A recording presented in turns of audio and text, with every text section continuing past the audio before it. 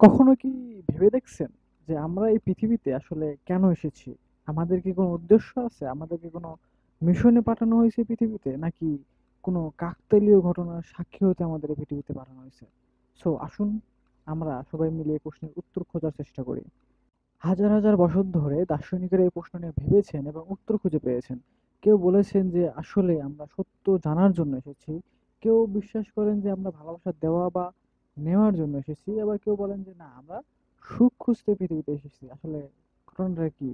আমরা যদি এবার এটাকে একটি ধর্মীয় বিষয়ে দেখি, তাহলে বিভিন্ন ধর্মের বিভিন্ন উত্তর পাওয়া গেছে এটার, এবং পাওয়া গেছে এটার উত্তর। কেউ বলেন যে আমরা ঈশ্বরকে জানার জন্য পৃথিবীতে এসেছি, আবার কেউ বলেন যে না, এটা হচ্ছে আমাদের মৃত্যুর পরে কোথায় যাব সেটা একটা পরীক্ষা নেওয়া হচ্ছে। আমরা যদি এটাকে হিন্দু দর্শনে দেখি, তো হিন্দু দর্শনে জন্মকে বলা হয়েছে এটা একবারের বিষয় না, এটা বহুবারের বিষয়, মোক্ষ পাওয়ার আগ পর্যন্ত। আবার বৌদ্ধ দর্শনে এটাকে বলা হয়েছে যে মৃত্যু মানে দুঃখের একটা চক্র, আর জ্ঞান মানেই মুক্তি। এখন আমরা যদি এটাকে বৈজ্ঞানিক ভাবে দেখি, তাহলে বিজ্ঞানীরা এখানে কি বলেছেন? বিজ্ঞানীরা এখানে বলেছেন যে আমাদের জীবনের যে উদ্দেশ্য বা আমাদের জন্মের যে উদ্দেশ্য, এটা কোনো উদ্দেশ্য প্রণোদিত নয়। এটা আসলে প্রকৃতির বিবর্তনের ফলে আমাদের জন্মটা হয়েছে।